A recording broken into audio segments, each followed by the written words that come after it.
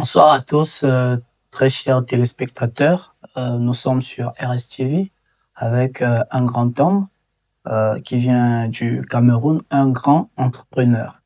Arrivé en Russie depuis fin 2018, c'est le directeur de 7G Service. Il va un peu nous parler de lui et de la 7G. Monsieur Gaius Bunga, pouvez-vous vous présenter? Bon, tout à fait. Vous pouvez me présenter. Bon, bonjour à tous, bonjour à tous les abonnés de la grande famille RS TV. Euh, je m'appelle Bonga Kogne Gaïs Rufus, c'est le nom que mon père m'a donné. Je suis né dans un village du Cameroun, hein. Je sais que nous sommes dans une chaîne plus congolaise, mais je suis né dans un village du Cameroun appelé Bafoussam. Bon, Bafoussam, c'est la troisième ville du Cameroun. J'y ai grandi. J'ai fait mes études scolaires jusqu'au lycée. J'ai eu mon baccalauréat d'ailleurs à Bafoussam. Après, je me suis déplacé pour aller à Yaoundé, c'est-à-dire la capitale, pour poursuivre mes études universitaires. Et une fois à Yaoundé, j'ai pensé qu'il serait mieux peut-être pour moi de regarder Outre-mer. On sait tous que du côté de l'Afrique, parfois, lorsqu'il n'y a pas un grand nom collé à ton nom ou un grand parrain à côté de toi, généralement, s'en sortir n'est pas si facile que ça. Ce n'est pas si aisé que ça, monsieur Christian. Donc, je ne vais pas dire que c'est impossible. C'est possible de s'en sortir en Afrique, bien évidemment, mais ce n'est pas si saisi que ça quand tu n'as pas le soutien qu'il faut. Donc, du coup, j'ai pensé à regarder Outre-mer. Mais vous savez aussi qu'aller au Canada, aux États-Unis, parfois, ce n'est pas si évident que ça. Donc, du coup, nous avons pensé, ma maman et moi, que je salue énormément aujourd'hui, à regarder des pays plus abordables. Nous avons pensé à la Russie et on a essayé de réfléchir comment soumettre ça au père, aux parents, parce que au paternel, parce que généralement, c'est un peu plus difficile pour lui, parce que lui, il voit tout la Russie comme des gens qui éclatent les Africains et qui est un pays très raciste. Bon, par la grâce de Dieu, on a pu le convaincre, malgré que il n'a jamais été convaincu à 100% jusqu'à aujourd'hui, dans tous les cas. Mm, C'est là que je suis arrivé en Russie, hein. Et je suis aujourd'hui, comme vous avez dit, le promoteur de 7G Service. Bon, le chemin n'a pas été bien sûr facile. Je pense d'ailleurs que au cours de cette interview, on reviendra, bien évidemment, c'est tout le chemin. C'est pour ça que je suis ici. Merci beaucoup, Monsieur Gaius, pour toute cette belle histoire. Maman vous a soutenu et on pourrait même dire papa parce que à la fin, il a pu vous aider et mettre la main. Maintenant, comme vous l'avez dit, comment a été vos débuts ici en Russie? Parce que ça fait déjà 7 ans que vous êtes ici. Est-ce que vous vous êtes adapté? Comment vous avez fait pour arriver jusqu'à diriger cette équipe de la CTJ? L'histoire est vraiment longue, hein, monsieur Christian. C'est vraiment long et ça contient vraiment beaucoup de larmes et de cœur froid, aussi beaucoup d'émotions. Disons que j'arrive en Russie en août 2018. Je crois que c'est en fin août. J'arrive en Russie autour du mois de août. Je crois que le jour, c'était long, pas en fin août, c'était le 5 août 2018, ça me revient. Lorsque j'arrive en Russie le 7 août 2018, j'arrive comme étudiant, bien évidemment. Nous sommes d'abord les étudiants. Je suis étudiant à la base. Dans la présentation, j'ai d'ailleurs même oublié de leur rappeler que je suis aujourd'hui doctorant en sciences économiques, en macroéconomique. Donc, je suis un doctorant aujourd'hui. Et si prêt à Dieu, d'ici 2 ans et demi, je serai un docteur. Donc, j'arrive dans la Russie dans le but d'étudier en année université de PATFAC, où j'ai fait la PATFAC. Mais je n'arrive pas comme un boursier. J'arrive comme un contractuel. Vous savez qu'en Russie, il y a les contractuels et il y a les boursiers. Boursier, c'est lorsque vous avez au moins le soutien soit de l'État de votre pays ou de l'État russe pour pouvoir payer vos frais universitaires. Mais lorsque vous êtes contractuel, ça veut dire que ça vous regarde. Soit vous payez, soit on vous renvoie. Et on vous rapatrie dans votre pays. Donc j'arrive d'abord avec cette pression-là que on ne doit pas me rapatrier. Or, vous savez que lorsqu'un jeune voyage, il vend son voyage. J'avais dit à mes parents que ce qu'ils donnent là, c'est au revoir. C'est moi-même qui vais encore les soutenir. Ce qu'ils ont même prêté là, je ferai tout mon possible pour rembourser. Il était hors de question que je puisse encore rappeler le parent pour lui dire, faut encore payer ça. Ça ne serait plus la même chose. Du coup, donc on arrive en pas de fac, en année prépa à l'université, tout s'est bien passé par la grâce de Dieu parce que, au moins, avant de quitter le Cameroun, les parents avaient déjà payé ça, les frais universitaires dans la procédure de voyage. Donc les frais de la pas de fac, Dieu merci, tout était à payer. Aussi les frais de loyer. C'est-à-dire que, lorsque les frais de loyer étaient payés pour une famille d'accueil, risque que je l'ai baigné aujourd'hui beaucoup parce que c'est ma première famille qui m'a accueilli. Avec les frères universitaires de la première année, j'avais presque plus à payer. Je devais seulement combattre en année préparatoire pour pouvoir manger, pour pouvoir trouver de quoi manger. Je me suis donc bataillé comme je pouvais pour pouvoir trouver ce que je pouvais manger, juste. Et la pression de moi, qui était pas de scolarité à payer, pas de loyer à payer, parce que les parents au moins c'est à payer, m'ont permis au moins de pouvoir observer particulièrement la Russie et me concentrer sur mes cours de langue. Parce que je me dis que s'il y avait cette pression scolaire-là, j'aurais sombré comme 70% des étudiants que vous connaissez aujourd'hui, sombre, c'est-à-dire arriver directement versé dans le travail, oublier l'école, et peut-être je serais renvoyé ou je sais pas ce que je serais aujourd'hui. Donc j'ai pu me concentrer durement sur mon année universitaire. J'ai pu durement me concentrer sur cette année préparatoire universitaire. Et après, arrivé à la fin de l'année, après je suis encore au niveau 1. Si je me rappelle bien, c'est à cette période où on a fait connaissance, quand j'ai cherché l'université vers Rouden, je suis entré à Moscovski Geolog Zone Université. Il était en question de payer la première tranche. Parce que j'ai passé le concours d'entrée à l'université euh, d'État géologique d'État de Moscou. L'université géologique d'État de Moscou, c'est comme ça que ça s'appelle, pour faire économie minérale à cette époque-là. C'est-à-dire l'économie qui s'occupe de la gestion de tout ce qui est pétrole, gaz, comme il dit, donc tout ce qui est minéraux. C'est nous qui nous occupons de tout l'aspect économique, que ce soit la vente, l'entretien, la gestion, tout ce qui est économique, c'est nous qui gérons cela. Donc, du coup, c'est comme ça que j'ai fait mes 4 années de baccalauréat là-bas. J'ai fait mes 4 années de baccalauréat, c'est-à-dire de bachelor là.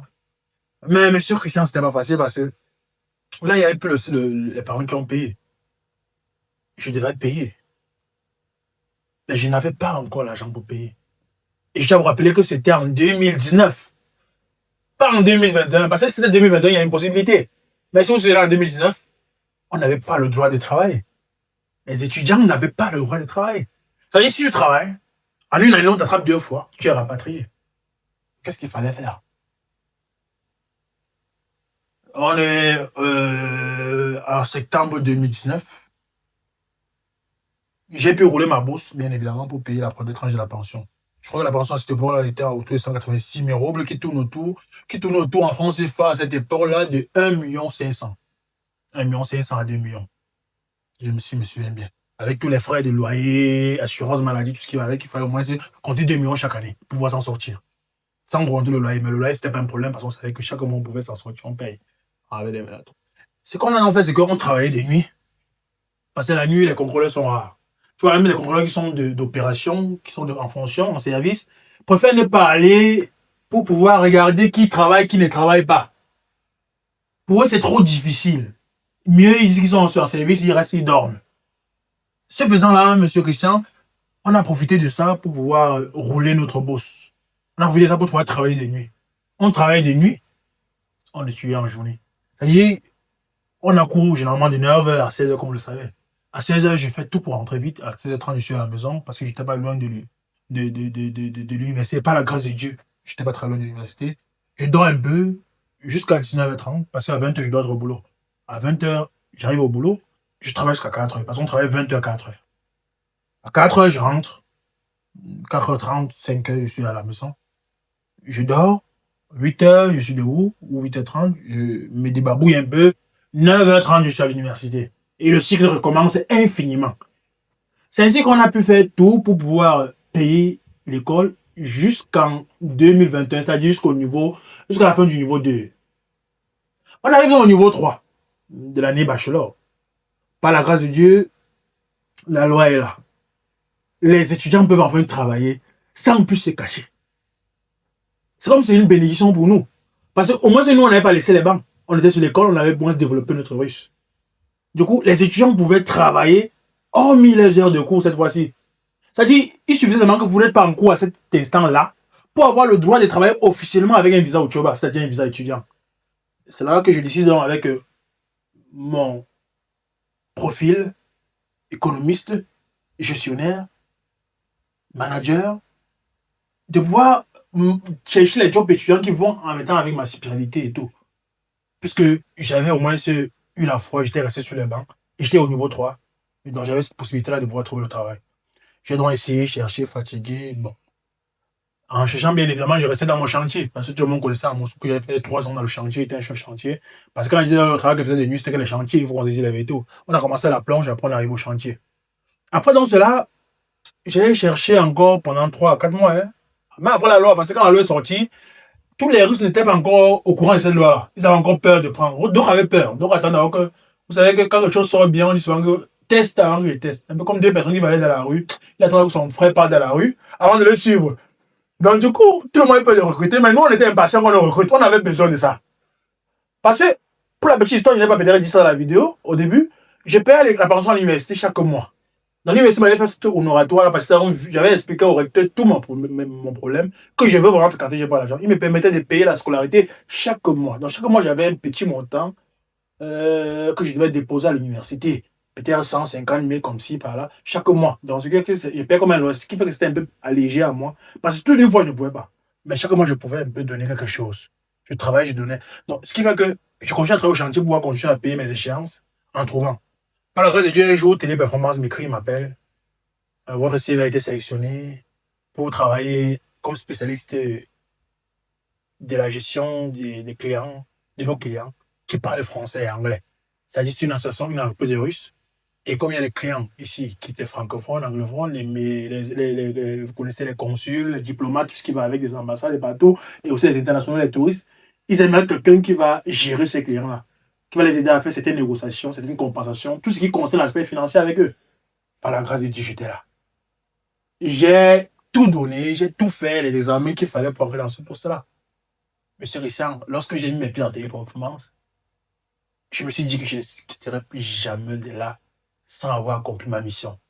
Trouver un capital digne de ce nom pour pouvoir RR. Donc, quand je suis arrivé à Téléperformance, monsieur Christian, on travaille 2 sur 2. Vous connaissez le système. C'est-à-dire, on travaillait 2 jours, on se reposait 2 jours. 2 jours, on se reposait 2 jours. Et par la grâce de Dieu, ces jours-là qu'on travaillait justement, c'était les jours où il n'y avait pas vraiment cours. Et n'oubliez pas aussi que c'était la période où il y avait le coronavirus. La plupart de nos cours étaient En ligne. en ligne, exactement. Donc du coup, ouais, c'est cette main tendue de Dieu qui fait que les cours sont plus à l'université, mais c'est en ligne, qui me permettait souvent à la télé pour moi de jongler. Je disais souvent à mon superviseur que, excuse-moi un peu, 2 heures à la salle de manger, j'ai quelque chose à faire, parce que j'ai un cours à faire de 2 heures. C'est ainsi que j'ai pu jongler avec Téléperformance et le cours. Et un temps, on croyait même que Téléperformance était ma maison, parce que j'étais toujours là en train de boulot, en train de jobber. Même quand j'ai 2 jours sur 2, je travaillais mes 2 jours, et 2 jours au repos, je ne me reposais pas. Parce qu'il y avait tellement de demandes là-bas, et on était peu d'étrangers. Or, il y a beaucoup de clientèle, parce que c'était avant la crise ukrainienne, parce qu'il y a beaucoup encore d'internationaux ici à Moscou. Tellement qu'on nous proposait les heures supplémentaires. Et c'est pas tout. Quand j'étais parmi les meilleurs agents, on avait une spécialité entre nous, les meilleurs agents. Quand un meilleur agent travaillait un supplémentaire, on lui payait 2 fois plus. Ça veut dire si ta journée, par exemple, devait être 25 000 francs en France CFA, ça devait 50 000. Mais monsieur Christian, moi, mon jour de travail était considéré comme un jour de congé. Moi, je m'attendais juste le jour que je ne travaille pas pour aller travailler cet argent-là. Et quand j'atteignais encore un autre objectif, c'est-à-dire un objectif de résolution de cas financiers, bon là, c'est plus un peu confidentiel, je n'aime pas trop parler de ça par respect pour Téléperformance, mais il y avait un objectif que lorsqu'on atteignait encore, c'était multiplié par 3. Et eux, ils ont jugé que l'objectif-là n'était pas atteignable pour personne. Monsieur Christian, quand j'ai commencé les heures supplémentaires, jusqu'au jour où j'ai fini, je n'ai pas passé un jour sans atteindre l'objectif là. Non pas une fois, mais 3 fois plus. C'est vrai que c'est 1 à 3 fois plus, c'était tout multiplié par 2. Mais je préfère faire au moins 3 fois plus pour garder une sécurité. De toute façon, on sait tout ce que souvent les boss peuvent souvent dire. Tu as été un peu, moi, un demi, je faisais ça pour lancer la marche. Ce qui fait que parfois, mon salaire arrivait, je me demandais si c'est encore moi. J'étais quitté du gars du chantier qui travaillait pour, en 2019 pour 700 roubles, 800 roubles la journée, qui a à peine 5 000 francs, à quelqu'un qui gagnait plus de 200 à 250 000 roubles le mois. Il y avait des mois que j'avais gagné près de 1,5 million. 1,5 million. En français, pas, monsieur Christian. J'étais devenu choqué. C'est vrai qu'un agent normal, il ne gagnait 65 000 roubles à 70 000 euros. Ça veut dire quelque chose comme 500 000 à 700 000. Mais je vous dis tantôt qu'il travaillait à les heures, ça pouvait multiplier par 3. Il y avait des mois qui gagnaient 1,5 million. Il y a un mois que le directeur général de toutes les performances, qui contenait au moins 500 agents, est descendu pour savoir qui est Gaius, qui s'appelle Gaius ici. Qui son salaire révalise à le mien.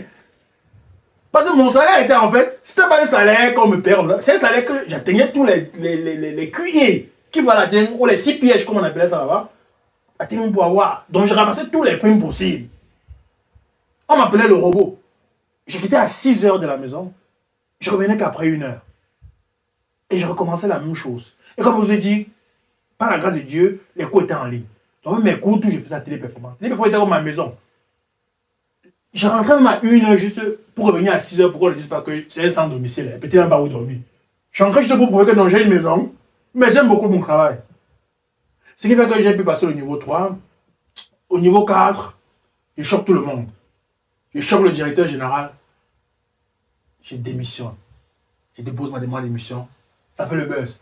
Darius démissionne. Tout le monde est choqué. Le gars qui est un robot, qu'on croyait qu'il travaille absolument que pour de l'argent, démissionne. Le problème, c'est que dire que démissionner, c'est facile. Les collègues s'en foutent. Mais le directeur, je comprends aujourd'hui parce que je suis un entrepreneur. Quand un agent de qualité dit qu'il veut partir, un agent qui a une valeur, monsieur Christian, qu'est-ce qu'il faut faire? Il faut le retenir. Parce que c'est un agent de qualité. Il vient me dire, parce que moi, à moi seul, sans vous mentir, je faisais le travail au moins de 10 agents. Soit en gros, tout Africains qui ont travaillé à la Téléperformance. Et peut-être un Africain sur la chute, il faut que va se présenter. Parce que la plupart des Africains à Moscou, plus tard, après nous, on travaille à la Téléperformance, ils viendront vous dire qu'ils connaissent Gaius. Il n'y a personne qui a travaillé à la Téléperformance qui ne me connaît pas. J'ai travaillé à la Téléperformance au projet MED. Selon le nom du projet, parce qu'il y a le projet MED, il y a le projet Western Union, il y a le projet FIFA, il y a le projet PMUC. Il y a aussi le projet Honor et Techno. C'est-à-dire que ce sont nous qui gérons tout cela. Vous savez qu'en réalité, les grandes marques là, de production, là, les services clients, ils ont ça à une entreprise. Et c'est l'entreprise là qui gère le service client, tout ce qui est problématique, tout ce qui est finance là-bas. En réalité, comment ça fonctionne. Et Téléperformance, c'est une entreprise française qui est la plus grande dans ce genre de services-là. Donc, du coup, on vous prend, on vous met à la tête d'un projet et vous gérez. Donc, c'est un peu, c'est là pour la publicité, soit pour les restes, pour aller sur Internet, regarder un peu plus d'informations. Quand je dis dans ça à ce directeur-là, qu'est-ce qui se passe, c'est que le directeur dit quoi? Il dit, qu'est-ce qu'il y a? Pourquoi tu veux partir? Bon, dans ma tête, je partais justement parce qu'il voulait me concentrer sur ce service, mais je lui dis que j'ai les cours de... Je finis mon bachelor, et là c'était vrai, cette année. J'ai vraiment au moins 4 matières que je dois fermer. Vous savez, j'ai forcément accumulé la tête avec toute cette vie-là. Je n'ai pas le choix. J'ai au moins 4 matières que je dois me concentrer pour composer, pour fermer. Sinon, je n'aurai pas mon diplôme l'année en cours. J'ai vraiment besoin de mon diplôme. Et que voici le chemin, voici Téléperformance, voici l'université. Donc, que le chemin au milieu, mais Téléperformance est de l'autre côté. Donc, pour quitter Téléperformance, aller à l'université, je dois encore faire 2 fois plus de chemin. Parce que vous savez, au niveau car il n'y avait plus que quoi en ligne, quoi. C'était en présentiel. Il n'y avait plus le choix. Et comme c'était en présentiel, donc, il me dit, ok, je comprends. Mais je vais faire quelque chose que je n'ai jamais fait pour quelqu'un. Je vais te faire travailler à domicile. Tu vas travailler, cette fois-ci, à domicile. Tu n'auras plus besoin de te déplacer pour aller travailler à Téléperformance. On est venu chez moi, on a installé des machines, on a installé tout pour me demander de travailler là. J'ai encore travaillé là, j'ai fait mon CPH, j'ai fait même 6 mois. J'ai au moins pu fermer les matières parce que j'avais dit au boss que l'école est longue de chez moi, mais vous et moi, vous savez que l'école est en 5 minutes. Donc, souvent que je travaille bien mon CPH, j'ai tapé bien mon CPH là. Après, je laisse les machines allumées, tout, je pars à l'école, mais si je reviens le soir, seulement à l'éteindre. Parce que ça dit, le matin, il me lève. Avant midi, j'ai travaillé ce qu'un emploi normal a besoin d'une semaine pour faire. Vous savez, les Russes, généralement, avec la compréhension de français et tout, c'est généralement plus lent pour eux de faire certaines choses. Un peu comme pour nous en russe, donc c'est pour pas les enrouler, c'est qu'ils ne connaissent pas, c'est pas la langue maternelle. Donc pour moi, c'est plus facile. Parce que j'ai une théologie française, c'est automatique même. Or, lui, il doit prendre la peine de bien comprendre les inclinaisons. Un peu comme nous en russe. Donc, juste que c'est pas que je suis trop fort, c'est juste que c'était mon domaine, on va dire comme cela. Donc, du coup, après tout cela, quand je travaillais comme cela, après 6 mois, bon, j'ai pu encore. C'est pendant ces 6 mois-là que j'ai commencé avec ce service. Je travaillais maintenant en parallèle. Dans quelle année comme ça? Nous sommes en 2022, monsieur Christian. Nous sommes en 2022. Nous sommes en 2022, je viens de commencer avec ce service. J'avais lancé ce service. Il est aussi important à préciser qu'avant même que je travaille à Téléperformance, j'avais commencé ce service. Mais c'était déjà, on gérait un client, 2 clients, rarement. Peut-être même pas semaine pour avoir un seul, 2 clients. Bon, on se battait avec. On avançait progressivement. Progressivement, on mettait nos pas. On va y arriver. Oui. Donc, du coup, en 2022,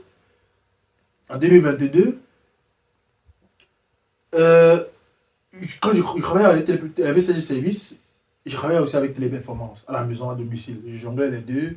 Avec le téléphone, c'est facile parce que les deux travaillaient. Ce service était en ligne, l'autre était en ligne. Je me rends compte que Téléperformance était là en salaire, ce service était loin en bas. Mais plus je travaillais, plus ça faisait ça. plus ça faisait ça, plus ça s'équilibrait. Et ces services est passé au-dessus des téléperformances. On avait un niveau où mes entrées en service étaient au-dessus des entrées des téléperformances. Et ça arrive alors la guerre, le conflit ukrainien. Russie, Afrique, Russie et Ukraine sont en conflit. Les banques ferment, Western Union ne passe plus, UBA, MoneyGram, tout ça ne passe plus. Et la demande à ces services se multiplie par 10, voire par 1000. Une pluie de clients s'avance. J'ai donc compris que là, c'est une opportunité. Et il y a deux choses qui ne reviennent pas, le temps et les opportunités. C'est là où j'ai démissionné totalement de téléperformance. Parce que j'avais deux choix. Soit démissionner de téléperformance totalement, soit laisser l'école et me concentrer à ces services. C'est-à-dire que je ne peux pas poursuivre les 3 liens à la fois. Je pourrais continuer avec 2. L'école et téléperformance. L'école et 7G. Mais l'école est quelque chose. Dans tous les cas, je ne pouvais pas laisser l'école. J'ai choisi l'école et 7G. J'ai appelé mon boss. Je lui ai expliqué que c'est les 6 derniers mois de mon bachelor. Je dois vraiment me préparer pour ma soutenance. Que je vais démissionner, mais que je promets que je vais revenir après quand j'aurai fini l'école. Du coup, il a accepté. On s'est bien séparés. Il m'a même bien dédommagé. Ça m'a aidé à investir dans mon entreprise encore plus. Et jusqu'à aujourd'hui, il attend que je revienne. Bien évidemment, je suis encore étudiant, ne vais pas mentir. Je lui ai dit que je reviendrai quand je vais finir mes études. Et qu'il m'appelle, je dis tout ça. Je n'ai pas encore fini mes études. Je vais plutôt croire que c'est encore devenu plus dur. Après, ça a suivi, comme vous le savez, le master. Bon, on a fini le bachelor, on a eu notre diplôme. Après avoir eu le diplôme de bachelor, on a continué. On a roulé notre boss toujours. Montré à la jeunesse que c'est possible. On a encore battu 2 années de master. Bon, les années de master, honnêtement, si je vous dis que c'était dur, un dur accent du ciel me gifler. Donc, du coup, master, je ne sais pas comment ils payent la pension, mais ils payaient seulement. Parce que là-bas, au moins, ça a commencé un peu à aller. Je crois que c'est même la période où j'ai fait mon premier voyage au pays. Ça commençait à aller. On commençait à ressembler à l'enfant de quelqu'un, comme on dit souvent chez les Camerounais. Donc, du coup, j'ai passé bien mon master, concentré, focus. Et aujourd'hui, après avoir obtenu mon diplôme de master, je me suis inscrit en école doctorale pour pouvoir m'intensifier dans la macroéconomie. On ne sait jamais, peut-être Dieu voudrait bien nous montrer le chemin après cela demain. Donc voilà un peu toutes les difficultés que j'ai rencontrées en Russie, toutes les difficultés par lesquelles je suis passé, les jobs les plus bas vers les jobs les plus hauts. Toujours avec ce même mindset-là que j'ai eu, monsieur Christian. Merci beaucoup, monsieur Gaius. Une histoire très impressionnante et d'où nous tenons à demander à tout le monde qui veut aller haut de commencer par le plus bas et monter parce que la manne, comme on le dit souvent, ne tombera jamais du ciel. Et nous avons une préoccupation parce que tout le monde consomme presque la 5G. Et pourquoi vous avez décidé le nom 7G? Pourquoi 7G service? Bon, à la base d'abord, 7G Service, c'est un nom en moitié. L'entreprise s'appelle 7G Service Campus aussi. Elle a été créée en 2020. Le véritable problème, c'est que j'ai créé 2 services. Il y avait 7G Service qui devait connecter tous les services que les gens avaient besoin en Russie. Les services de proximité, les services les plus bas, les services les plus difficiles, tout ça dans un même bain, à la vitesse 7G. Et quand j'étais jeune, on m'appelait la Bongol 7G. Depuis petit, depuis la première terminale, on m'appelait Bongol 7G. Donc ça, c'est mon nom. C'est-à-dire, si vous arrivez à Bongol 7G, ceux qui ont grandi avec moi et qui m'ont connu vont dire, ah, c'est lui. Donc, du coup, j'ai une fois dit 7G Service. Un peu comme Gaius Service. 7G Service. Parce que le chiffre 7 dans la Bible, vous le savez, on dit souvent c'est le chiffre de l'accomplissement, de la plénitude, du 100%. C'est un peu comme l'infini.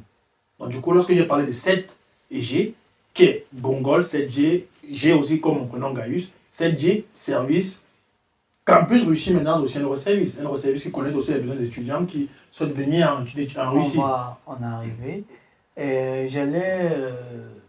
J'aimerais savoir plutôt quelles sont les difficultés, parce que vous nous avez parlé des difficultés que vous avez eues au début de votre vie en Russie jusqu'à créer 7G Service. Donc, quelles sont les difficultés? Parce que quand on commence quelque chose, quand on commence une entreprise, il y a toujours des difficultés. Par exemple, on dépense l'argent, mais des fois, on ne perçoit rien. Surtout, vous avez dit que quand vous avez créé la chose, il y avait d'abord les MoneyGram ou Western Union, il y en avait d'abord. Par exemple, vous voulez faire des transferts d'argent, mais personne ne vient, par exemple, pour faire des transferts d'argent. Bon. Dites-nous, quelles sont les difficultés que vous avez rencontrées? Bon, les difficultés que rencontrent ces services sont multiples en fait. C'est que j'ai été d'abord fasciné par. Parce que le problème avec moi, c'est que j'ai eu la chance de commencer les transferts, vous le savez, depuis. Parce qu'on se connaît quand même depuis longtemps, depuis peut-être 6 ans. Vous le savez, depuis 6 ans. 2018. Depuis 2018, vous voyez, du transfert d'argent. Donc j'ai pu rencontrer un peu la bizarreté humaine. Je ne sais pas comment je vais dire ça parce que j'ai été respectueux, je respecte ce que chacun fait. C'est que j'ai vu des amis à cette époque-là, 2018, 2019, 2020, entrer dans la banque, faire transaction par MoneyGram, par Western Union, à un prix souvent 4 fois ou 5 fois plus cher, en frais bien évidemment, que les miens. Je prends peut-être l'exemple, si quelqu'un voulait peut-être envoyer 100 000 francs au Cameroun, lorsqu'il partait en MoneyGram, c'était au moins 15 000 francs les frais d'envoi. Or, moi à l'époque, je prenais autre 5 000 ou 4 000 pour envoyer cette même somme-là. Mais il préfère aller là-bas, à la banque faire. C'est la première difficulté, c'est-à-dire le manque d'encouragement. Bien évidemment, il y a aussi les autres qui encourageaient. Hein. Je pense réellement à un vieil ami Harris qui, depuis qu'elle avait réussi, a tout fait rançon par mois. Et c'est pas. Je me suis demandé s'il est un de le charme. Donc, du coup, malgré tout, même si c'est mauvais, même quand les taux ne sont pas l'arrange pas, il pouvait m'appeler et me dire arrange sa vie. Parce qu'il est toujours là. Donc, il y a toujours des gens comme cela. Il y a aussi beaucoup d'autres exemples que je n'ai pas cité aussi parce que mes clients sont confidentiels. Si je parlais de Harris, c'est parce que c'est non seulement un client, mais aussi un frère. Donc, mais j'ai aussi des clients qui sont toujours là, mais ils étaient peu à l'époque. C'est-à-dire, je peux avoir au 3 transactions par semaine. 3 à 5, maxi. C'est-à-dire 3 à 5 transactions par semaine. Le jour qu'il y a 2 transactions le même jour, je suis étonné. Parce que tu te barres les banques non seulement. Mais c'est-à-dire, et le problème c'est que c'est pas comme aujourd'hui. Aujourd'hui, tu ne connais pas le taux de qui est qui. Quand tu te barres les banques, tu connais au moins ce que le taux de la banque, c'est tel taux. Tu fixes à ce que tes services soient un taux forcément plus inférieur. Mais tu montres à les gens, ils ne sont pas là. Ils vont faire aller à la banque. Donc la première difficulté à rencontrer, c'est le soutien. J'ai eu beaucoup de manque de soutien.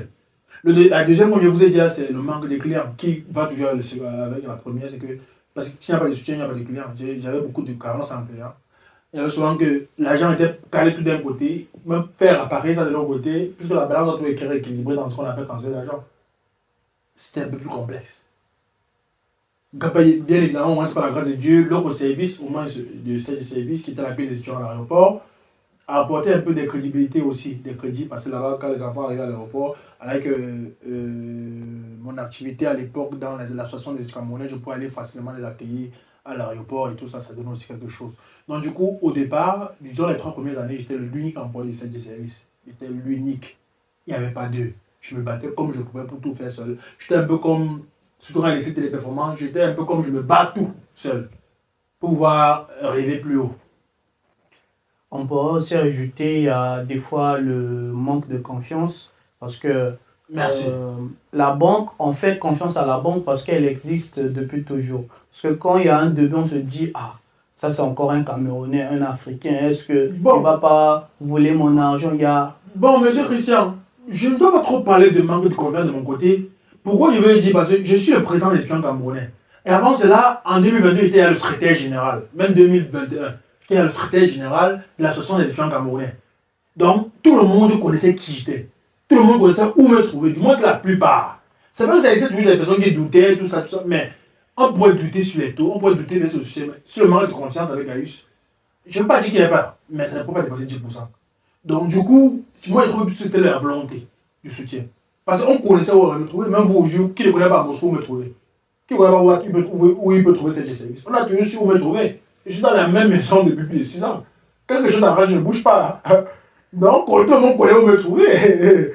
Monsieur Christian. Donc, c'est pour ça que on revient à moi, parce que c'est étonnant de voir un Africain qui vit dans le même appartement depuis plus de 5 ans, 6 ans. Depuis qu'on me connaît, vous vivez juste au même endroit. Donc, de ce faisant, c'est qu'on sait que non, c'est qu'il est fiable. Parce qu'on sait que Malhonnête change de point, quand il fait un casse, il change de code. Donc, c'est un peu ça. Merci beaucoup. Quels sont les différents services que nous pouvons trouver dans ces services? Bon, aujourd'hui, avec CG Service, comme je dis, c'est CG Service Campus Russie d'abord pour commencer. C'est beaucoup vaste aujourd'hui. Aujourd'hui, nous sommes une entreprise, nous avons plus de 35 agents, dont plusieurs répartis au Cameroun, et la plupart répartis en Russie, d'autres au Gabon, au Congo, partout. Nous avons plusieurs services. Le service le plus phare que moi j'ai créé et que je suis fier de ce service-là, c'est le transfert d'argent. Nous transférons l'argent entre la Russie et l'Afrique centrale. Entre la Russie et l'Afrique centrale, nous envoyons l'argent à la vitesse du son. Aussitôt vous avez envoyé, aussitôt vous avez reçu. Il n'y a pas très longtemps, nous avons mis sur pied l'application 7GP pour soutenir le service transfert d'argent parce que la demande était élevée. On a besoin qu'un algorithme nous aide à traiter les requêtes. Nous avons créé l'application 7GP qui envoie l'argent à la vitesse du son et qui permet aussi d'éviter les blocages bancaires qui étaient déjà devenus trop récurrents. Beaucoup de clients se plaignaient que leur carte se bloquait, beaucoup se plaignaient. On a donc créé un système officiel, automatisé, pour envoyer l'argent toujours à la vitesse du son, quand ils veulent et comme ils veulent.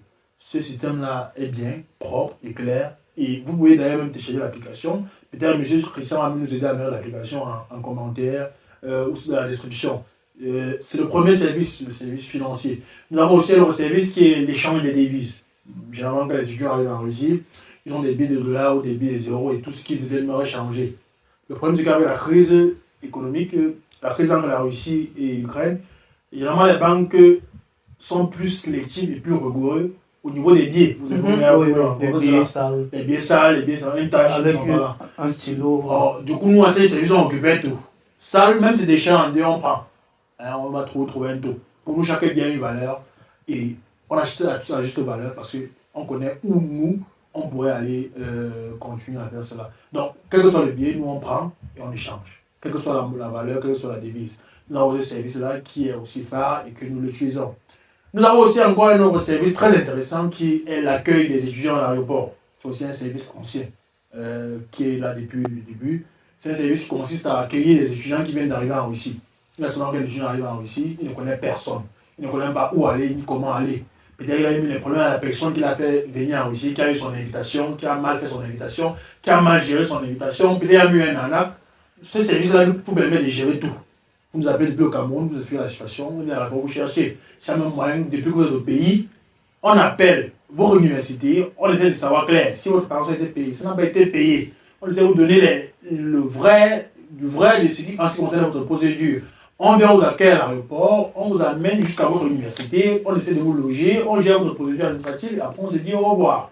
Nous avons aussi, hormis ça, le service d'envoi et de réception de colis, ça n'a pas manqué. Si vous voulez envoyer quelque chose en Afrique, ou bien recevoir quelque chose en Afrique, c'est des services gère. On vous a dit, vous connectez tous vos besoins, on trouve une solution. On a un service dédié à cela qui envoie vos colis de l'Afrique centrale principalement en Russie et vice-versa. Donc nous avons aussi ce service-là qui est aussi très sécurisé. Nous avons aussi, comme je vous ai dit, le grand service Campus Russie qui est le service phare de la deuxième partie de ce service Campus Russie. C'est un service phare qui consiste à accompagner les étudiants qui se poursuivent les études en Russie. Donc, on constate que de ce côté, il y a beaucoup d'incompréhension, d'incongrues. Les gens qui viendraient venir en Russie ont trouvé beaucoup de problèmes, beaucoup de problématiques, beaucoup d'arnaques même. Nous avons décidé de prendre les choses en main et nous accompagnons les étudiants qui souhaitent poursuivre les études en Russie de A à Z dans toutes les procédures. Ce service-là est plus basé au Cameroun. Au Congo, bientôt, c'est en gestation, ça serait bientôt disponible. Et nous avons pour projet de nous étendre dans toute l'Afrique centrale d'ici 2028 et dans toute l'Afrique d'ici 2030 avec le projet Campus Russie. Merci beaucoup, Monsieur Gaius Rufus. Vous avez dit que vous êtes en contact plus avec l'Afrique centrale. Ben, il y avait une fois que j'ai appris que vous faites des transferts des fois jusqu'en Costa Rica, je ne sais pas. Oui. Nous faisons les transferts partout au monde. Nous envoyons l'argent en Italie, nous envoyons l'argent au Brésil, nous envoyons au Costa Rica, nous envoyons partout où le client veut. Il n'y a pas de problème. Partout où vous voulez qu'on envoie votre argent, il va aller. Lorsque nous sommes plus en contact avec l'Afrique, ça revient à ce que vous avez dit au début. C'est-à-dire que lorsque je regarde mes transactions, je parle en fonction de mes clients. 80% des transactions que nous faisons partent vers l'Afrique centrale. Nous avons votre ami peut-être du Costa Rica, c'est peut-être celui que vous parlez, qui a envoyé l'argent là-bas, nous avons aidé. Nous avons aussi des clients qui envoient en Italie, on les aide, au Brésil, où vous voulez. Mais moi, je parle du plus grand nombre. Après, l'Afrique centrale, vient les 15% aux autres pourcents, c'est l'Afrique de l'Ouest. La Côte d'Ivoire, le Sénégal, le Burkina et tout cela prennent le Mali aussi, il y en a beaucoup aussi d'enfants là-bas qui prennent aussi les 15%. Le reste, du monde se partage. Et aussi l'Italie qui prend peut-être les 3%. Le reste, aussi Dubaï, j'ai oublié, qui prend aussi quand même quelque chose. Parce que nous avons aussi beaucoup de clients de la société russe. Donc, ouais, un peu comment c'est un peu cela, c'est un peu ça. Donc, voilà un peu la plupart de nos services. Bien évidemment, on a beaucoup de services qui sont en gestation. Comme d'ici 2026, on aura pour projet de ouvrir un service d'immobilier à Moscou. On a remarqué que beaucoup de jeunes ont des problèmes d'appartement et d'enregistrement. On va se pencher sur ça d'ici 2026. Je veux dire, on connecte les besoins, on aide les clients. Pour nous, en fait, ce n'est pas seulement le profit qu'on recherche à ce service. On recherche le merci caché derrière le message. Hein? Si on avait besoin de beaucoup d'argent ou quoi, peut-être on serait à Téléperformance. Parce que quand on quittait Téléperformance, on n'avait aucune garantie que ça service de devenir quelque chose. Les gens nous ont même vu comme un psychopathe. Parce que les gens disaient qu'ils pouvaient faire carrière là-bas, jusqu'à même peut-être un jour, un grand membre au carré dans l'entreprise, qui avait pris une bonne forme, que j'étais parmi l'un des meilleurs employés chaque année. Ils ont été choqués que je quitte. Mais je suis quitté parce que j'aimais bien travailler ma communauté, causer ma communauté au quotidien, connecter les besoins. Donc, cette fois-ci, on est en guerre pour aller vers le service de immobilier, comme je vous ai dit, d'enregistrement. Et le deuxième service, parce que c'est les deux projets de l'année 2026. Et on a aussi ouvert un cabinet juridique. Hein? On a tous dit que souvent un peu on bouge un peu trop nos frères ici, qu'on a des problèmes, ça pèse un peu. On va essayer d'ouvrir un cabinet juridique pour les aider, les assister, si besoin s'y fait, trouver des avocats, trouver tout pour gérer ou tel problème d'excès avec un russe ou quoi. Nous allons aussi nous pencher sur la chose pour pouvoir gérer bien cela. Merci beaucoup, Monsieur Gaius Rufus. Chers téléspectateurs, si vous avez des problèmes côté envoi d'argent ou encore des problèmes de réception des étudiants à l'aéroport, pas seulement les Camerounais, mais tous. Bien évidemment, toutes les nationalités. Oui, oui. Peut-être que je suis un enfant de Bafoussam, mais je suis d'abord africain à la base. Je suis d'abord panafricain à la base. Je suis d'abord aussi un être humain. Je suis d'abord un être humain à la base. Donc, du coup, que vous soyez Ivoirien, Congolais, Brazzavillien. Quand je dis Congolais, c'est des Congolais de Kinshasa. Parce qu'on sait tous que les gars du Congo Brazzaville sont des Camerounais. C'est tout ce que j'ai dit à mon cher ami. Moi, j'accepte pas ça. Du coup, non, les gars du Congo Brazzaville utilisent le français, ils utilisent tout. La seule différence entre eux et les Camerounais, c'est qu'ils connaissent le lingala qu'ils ont volé chez leurs frères de Kinshasa. Bon, du coup, que vous soyez Camerounais de la région de Brazzaville, de la région du centre, ou que vous soyez Tchadien, que vous soyez Ivoirien, que vous soyez Mauritanien, que vous soyez Guinéen ou Malien ou Sénégalais ou Gabonais, aussi les Gabonais sont les Camerounais, donc désolé, je ne vous cite pas, parce qu'en Afrique centrale, en fait, il y a deux pays. Il y a le Congo-Kinshasa et le Cameroun, l'ensemble formé du reste des pays. Les que vous êtes Nigérien, my friend, I like you. Donc, si vous êtes aussi Nigérien, tout, sachez que nous sommes tous frères et que vous avez un problème, un besoin, que ce soit à Moscou, et que vous allez à Moscou, ailleurs, dans d'autres villes, et que ces services peuvent vous apporter une valeur ajoutée, n'hésitez pas à vous appeler. Pour nous, ce n'est pas seulement l'argent qui est devant, hein, c'est le sourire qu'on vous laisse, la communication, le dialogue qu'on vous laisse devant. Ouais, il y a un étudiant qui venait à peine d'arriver à féliciter CG Service parce que je me rappelle que l'étudiant était à Moscou de 9h, non, 8h jusqu'à 21h. Donc on les a laissés jusqu'à prendre leur bus, arriver là-bas, on les a gérés à la gare routière et ça a été un plaisir pour lui, quoi. Vous avez la félicité parce qu'il a vu le service, c'était rendu. Vous voyez, on a souffert de lui donner à manger dans nos frais. On a souffert de lui faire visiter la ville dans nos frais. Parce qu'on voulait qu'il se sente à l'aise, sentait bien. On était plus capitalistes, on va dire que ça va nous coûter de l'argent. Ça va nous coûter le taxi, vous avez le taxi à Moscou, ne rit plus. Ça va nous coûter au moins 3500 roubles. Ça va coûter 25 000 francs. Sur le franc. Sur le franc, en plus, encore, il va manger, ça va nous coûter de l'argent. Nous, le mec, il part directement. On a voulu qu'il prenne la peine de connaître aussi la ville de Moscou, de rire avec nous. En fait, pour nous, c'est ça, en fait, parce qu'on sait que c'est un service pétère, et demain, il sera encore là. Mais on sait que moi, Gaïs, en tant qu'humain, je partirai forcément. Et je vais laisser une image, comme celle que j'ai laissée à la Téléperformance, et comme celle que j'aimerais laisser en Russie. Un homme qui était toujours proche des besoins des gens, essaie de les connecter, essaie de les faire sourire. C'est pour ça que vous avez vu que maintenant, je me penche vers des services qui sont plus attrayants et qui sont plus côté humain. Trouver des logements, trouver des enregistrements, cabinet juridique, d'assistance juridique. Ouais, c'est plus maintenant, plus pour l'humain, plus pour cela, le fraternel. Car c'est ce qu'on pense maintenant. cette valeur qu'on souhaite ajouter. À quoi vont partir avec des milliards, M. Christian? Mais vous partir avec des bénédictions, avec des sourires. Hein? Il faudrait que le jour où je partirai, on me sature là-bas, on sature tous les routes de Bafoussam, parce qu'il n'y a plus de passages, tout est embouteillé, tout est gâté, parce que personne ne peut plus arriver. Hein? Vous voyez, ça saturé tous les lieux. Mais Personne n'est venu dire au revoir. le passage de Paul Biya, alors. Non. Vous savez qu'on dit souvent que tous les réseaux sociaux ne parlent pas de Paul Biya. Hein? On parle de Paul Biya sur les réseaux sociaux, c'est compliqué. Donc, du coup, au Cameroun, on a un thème là, je veux voir mes enfants grandir. Donc, la salutation au peuple camerounais. Nous continuons toujours avec notre émission. Et Monsieur Gaius, aimeriez-vous, est-ce qu'il y a vraiment la possibilité de coopérer avec vous, genre collaborer, si par exemple les gens ont besoin de travailler dans cette G-Service, est-ce qu'il y a-t-il possibilité? Ou si d'autres compagnies veulent travailler avec vous, est-ce que vous donnez des possibilités? En économie, vous savez, je suis un économiste, je suis un doctorant de ce côté-là. En économie, on dit toujours qu'on écoute d'abord. L'écoute attentive et agréable. Je suis toujours ouvert à l'écoute. Si une compagnie veut fonctionner avec cette G-Service, et que dans notre relationnel, je vois qu'elle sera gagnant-gagnant, et que surtout elle respecte mon code d'honneur, parce que chacun a un code d'honneur. Une compagnie peut-être qui vend la drogue ne pas se rapprocher de cette G-Service pour travailler avec nous, qu'on soit les infiltrés, leur réseau de distribution, on refusera. Bien que mon réseau est très long à réussir. Donc, si ça va avec mes valeurs, si ce qu'ils font va avec mes valeurs, et que ça serait gagnant-gagnant, il n'y a pas de problème. Je suis ouvert. Je vais étudier les business plans. Parce qu'une chose, c'est qu'une compagnie n'est pas venue chez moi devant moi à la bouche. Et beaucoup sont venus à la bouche, je les ai repoussés, mais je pose la question. En réalité, c'est que le problème, c'est que lorsque quelqu'un vient vers vous, il vient parler juste comme ça, il vous explique comme ça. Vous comprenez qu'il a seulement pensé à la tête. Là, il a eu le temps de développer. Il vous dit, et là, je ne prends pas ça au sérieux. Mais si vous venez avec un business plan, comme un jeune qui est venu, qui j'ai d'ailleurs donné service colis, c'est lui qui gère, c'est lui le directeur de service colis.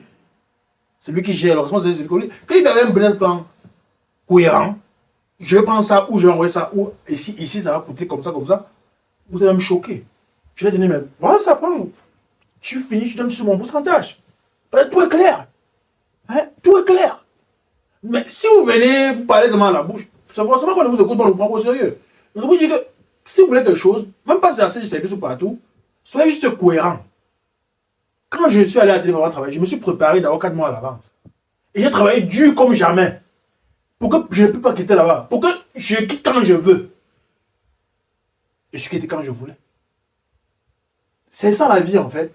Travailler dur, rester focus sur ce qu'on veut. L'avant-dernière question. Quel genre de directeur êtes-vous? Quel genre de directeur je suis? Bon, mes employés me reprochent beaucoup souvent d'être un directeur laxiste en fait. Et souvent émotionnel. Ça veut dire qu'ils ne comprennent pas quand je parle laxiste émotionnel. Ça veut dire, il y a souvent qu'un employé peut faire quelque chose. Bon, un collaborateur, déjà je n'aime pas le terme employé, j'aime plus utiliser le terme collaborateur. Il n'y a pas l'employé quand tu c'est un collaborateur. Parce que lorsque je m'approche de quelqu'un, j'ai besoin de lui comme il a besoin de moi. J'ai été un employé, j'ai été aussi un dirigeant. Donc je comprends que c'est tout la collaboration.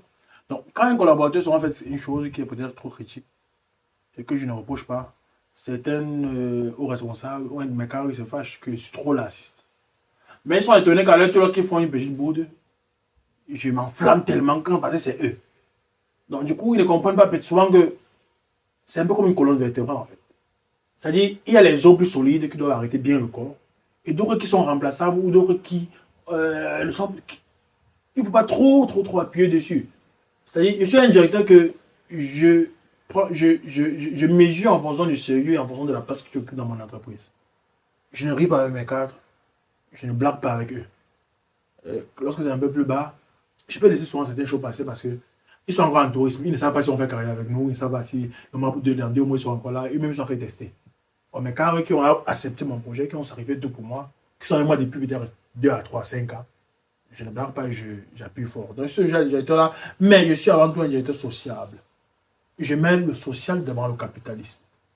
Le socialiste, pour moi, peut-être parce que je suis arrivé en Russie, mais j'aime plus le socialiste que le capitaliste. Parce que le socialiste laisse les crasses. Ça laisse les larmes. Ça laisse les larmes de joie. Or, le capitalisme, comme on dit chez nous les économistes, laisse derrière lui la haine. Ça laisse derrière lui quelqu'un qui, on se dit, il a passé toute sa vie à ne rechercher que le profit et rien que le profit. Et parfois, c'est un peu difficile à comprendre, difficile à manier cela. Merci beaucoup, Monsieur Gaius. Une toute dernière question, de 1 jusqu'à 10, sur combien pouvez-vous noter vos collaborateurs? 1 jusqu'à 10. euh, Généralement, en général, je ne peux pas noter mes collaborateurs comme cela. Mais qu'est-ce que je dirais? Je dirais que j'ai des collaborateurs qui sont bons, j'ai des collaborateurs qui sont moins bons. Et un autre jour, j'ai encore le collaborateur qui était moins bon, qui devient bon. Et celui qui était très bon, qui devient moins bon. Donc mes collaborateurs sont un peu des caméléons en fait. Ça dépend de la saison. Il y en a d'autres que lorsqu'ils ont des problèmes dans leur vie personnelle, ça se répercute sur leur travail. Et c'est un problème amoureux, un problème quoi, je ne sais pas. Ça se répercute dans leur travail. Mais lorsque le problème est résolu, ils sont encore plus optimales. Donc c'est quand ils ont les émotions, ça se répète dans leur travail. Après, ouais, mais je sais quand même que j'ai les meilleurs collaborateurs du monde. J'ai les meilleurs collaborateurs du monde. Parce que notre famille est très solide. J'ai des collaborateurs qui peuvent travailler avec moi aujourd'hui, s'ils n'ont plus de salaire au moins, c'est même 6 mois, sans me demander quelque chose. C'est vrai que je n'ai jamais sauté un mois sans payer un de mes collaborateurs. Essayez un peu, on va voir. Non, non, si besoin si près, j'essaie de comprendre, mais je n'ai jamais sauté un mois. Mais je suis sûr que je peux faire 5 mois et certains comprendront. Pas peut-être tous. Parce qu'il y a certains qui ont cru à moi, ils savent que si je ne peux pas payer, c'est que l'entreprise a des problèmes. Ils savent que même quand l'entreprise était au plus mauvais, parce que ça aussi traversé beaucoup de vagues, beaucoup de choses qu'on n'a pas dit devant la caméra, beaucoup de choses qui sont en interne, qu'ils connaissent. On a traversé beaucoup de problèmes, beaucoup de tumultes. Mais ils savent que j'ai toujours fait tout pour d'abord mettre l'argent de côté, le salaire. Car je sais que beaucoup, ils sont l'espoir de toute une famille. Donc c'est un peu cela que c'est le service. Je compte sur mes collaborateurs et je profite même de cette émission pour vraiment leur dire merci beaucoup à tous mes collaborateurs du côté du Cameroun. Je ne vais pas m'aventurer à citer les noms pour oublier, mais merci beaucoup à tous mes collaborateurs du côté du Cameroun. Merci beaucoup à tous mes collaborateurs du côté de Moscou, à toutes mes filles, à toutes celles-là qui ont sacrifié beaucoup pour moi. Merci beaucoup à mes leaders, à mes gars sûrs, du côté des transports, du côté des colis, du côté du marketing, du côté de l'informatique. Tous, merci à vous, toute la famille. Je ne dois pas citer personne. Parce que si le nom de quelqu'un, j'oublie, on va me rappeler que j'avais oublié. Et je ne dois pas m'aventurer en cela. Merci à tout le monde. La famille du Congo, merci. Et Côte d'Ivoire, vraiment merci à toi. Cette fille-là, qui est médecin du côté de la Côte d'Ivoire, qui m'a beaucoup soutenu, qui est aussi une de mes collaborateurs. C'est elle qui m'a ouvert la route même de l'Afrique de l'Ouest. Vraiment, merci, elle a un cœur nord. Elle se reconnaîtra directement. Le jour quand même, si elle va m'écrire pour me dire qu'elle a suivi. Elle vient même d'être diplômée en Russie, en médecine du côté de Royal. Elle m'a beaucoup soutenu, elle m'a beaucoup aidé. Et on se connaît depuis que je suis arrivé en Russie. C'est même l'une des rares personnes que je suis arrivé en Russie, que j'ai rencontrée. Elle m'a beaucoup soutenu. Elle est aussi comme lui-même, c'est là comme une sœur pour moi déjà. Merci beaucoup aussi à toi. Donc vraiment merci à tous mes collaborateurs parce que c'est une mine d'or, c'est une grande manne pour moi. Ils ne savent pas à quel point je les aime, à quel point, même si parfois je suis un peu grincheux, ils savent que je ne vais pas m'en passer d'eux. Et ça me remplit beaucoup de joie, ça me remplit vraiment le cœur. Merci beaucoup, Monsieur Gaius, directeur de la 7G Service. Et chers téléspectateurs, merci à vous de toujours jeter l'œil sur RSTV, notre chaîne. Comme l'avait dit Gaius, c'est pas une chaîne congolaise, c'est plutôt une chaîne basée en Russie. On a des projets sur ça. Et c'est Russian Social TV. Nous avons pour but de parler de la vie des Africains en Russie ou encore faire connaître la Russie à l'Afrique qui n'est peut-être pas connue. Et nous pouvons vous montrer par le passage de mon frère Gaius ici avec moi que quelqu'un peut grandir et évoluer en Russie, il suffit de travailler. À mon tour alors. Merci beaucoup. Comme j'avais envie de dire pour aussi conclure, le plus important en Russie, c'est d'éviter trois choses. Éviter les mauvais conseillers, les tueurs de rêves. On viendra, on vous dira que vous ne pouvez pas. On viendra, on vous dira que c'est impossible. À vous de croire, à vous de boire ou à vous de ne pas croire. Avoir le mental d'un résistant. Le mental, c'est la base. La capacité que possède un homme à danser sur la pluie, même lorsque tout va mal. C'est ça le mental. Soyez forts, n'abandonnez jamais. Battez-vous. Nous, on a travaillé nuit et jour pour pouvoir s'en sortir. On a travaillé nuit, on était à l'école en journée pour pouvoir payer l'école. On a tout fait. On a travaillé ce qu'on n'avait plus les doigts. Je ne sais pas si, peut-être dans le montage, M. Christian trouvera de certaines photos, mais on a eu des situations vraiment très difficiles. Mais on est là. On est debout. Pas où encore, pas où on veut être, ou pas où la plupart sont, les grands. Mais on est où on a plus faim quand même. On a plus mal au ventre. Ce qui laisse au moment au cerveau le temps de pouvoir réfléchir à un lendemain meilleur. Alors, croyez en vous, croyez en vos rêves, où que vous soyez sur la terre, vous pouvez le faire. Et n'oubliez jamais que l'unique personne qui vous accompagne tout au long de votre vie, c'est vous et personne d'autre. Alors, faites-vous plaisir en premier. Faites ce qui vous semble juste en premier pour partir comme un grand et avec honneur.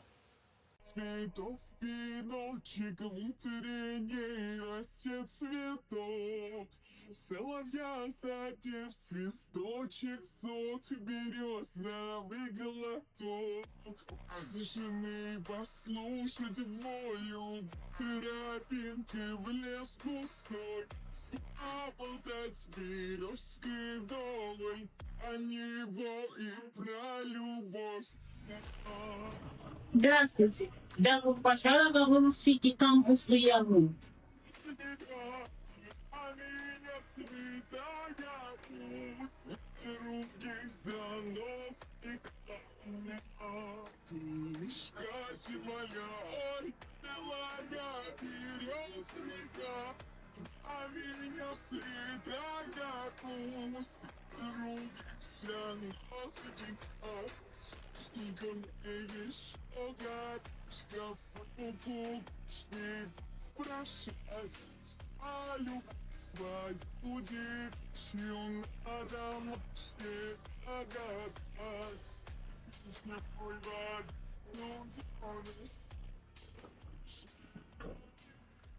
Campus Russie est une organisation internationale basée dans plusieurs pays, dédiée à l'accompagnement des étudiants qui souhaitent poursuivre leur cursus universitaire en Russie.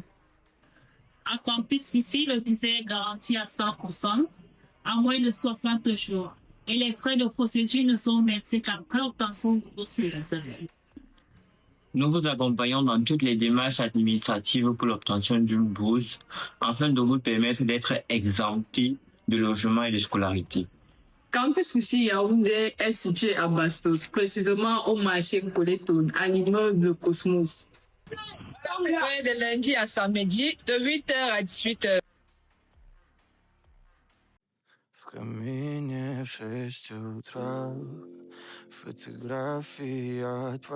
Nous vous présentons nos locaux de Campus Russie Cameroun, agence de Douala, située à Lok-Bessou, à quelques mètres de l'Université de la Côte, juste avant le carrefour Lok-Bessou.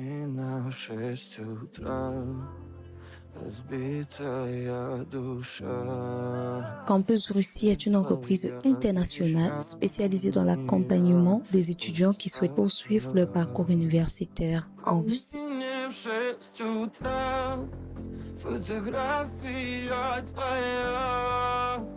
Une fois dans nos locaux, vous serez accueillis par nos experts sur les lieux et vous bénéficierez d'un service de consultation et d'orientation totalement gratuit.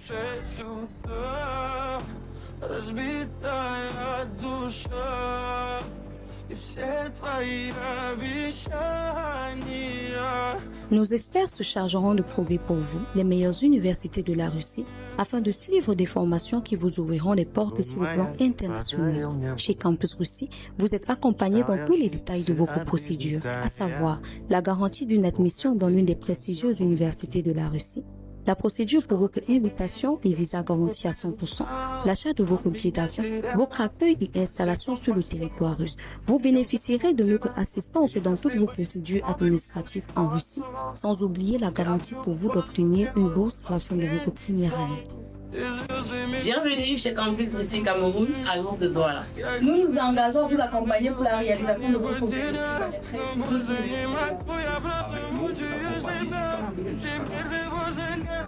Nous n'attendons plus que vous afin de réaliser votre rêve russe. Avec Campus Russie, ouvrez les portes du savoir en Russie. Это будет наш с тобой секрет. Не скажу, о чем молчим вдвоем. Если ты грустишь, то грустно мне. Если я пою, то я влюблен. Пролетают мимо облака. Welcome to Campus Russie. We are pleased to introduce to you Campus Russie. So we present to you Campus Russie Bafoussam Agency, which is located at opposite Zingana Hotel, which is approximately 50 meters. Значит, надо бы собрать друзей. So, upon your arrival in Russia, you will benefit from a free service and guidance. Our experts will take care of finding the best universities for you to follow your training programs that will open doors on international level. At Campus Russie, you will be accompanied in all the details concerning your procedure. We guarantee admission in one of Russia's prestigious universities. Our services include